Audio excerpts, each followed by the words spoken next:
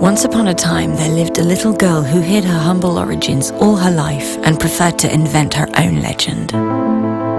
Once upon a time, Gabrielle Chanel was born under the sign of the Leo to a traveling peddler and a laundress who died at 32, exhausted by life.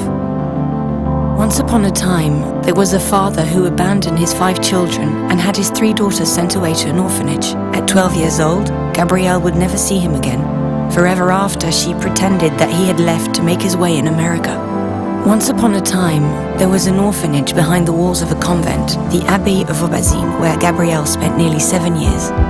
The Romanesque purity of this ascetic world would inspire her sense of austerity and her taste for black and white, while the opulence of religious garments and ceremonial objects would spark her fascination with Baroque style, gold and colored gems in years to come. Once upon a time, there was a beautiful young girl who spent her days sewing and her nights singing in a cabaret before troops of cavalrymen. She was called Coco because she often sang, "Who's seen Coco in the Trocadero?" She always preferred to pretend that Coco was the nickname given to her by her father. Once upon a time, a young woman with a boyish allure refused to ride side-saddle on the horses of a well-born cavalier, Etienne Balzan. She dressed like no one else, taking her inspiration from masculine attire and inventing new styles of hat, which she stripped off their birds and feathers to make them simpler, lighter, more chic. Her first clients were working girls, but society quickly followed. Once upon a time, there was a great love named Boy Capel. English, wealthy, and cultivated, he was the man of her dreams. He introduced her to literature, the Orient, and the esoteric. Boy helped Coco become Chanel. She decided to open her first boutiques in Paris, Deauville, and Biarritz. She wanted to work to win her liberty.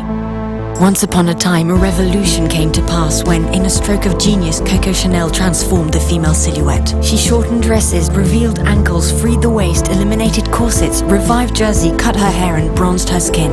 Chanel closed one era and launched a new century of fashion.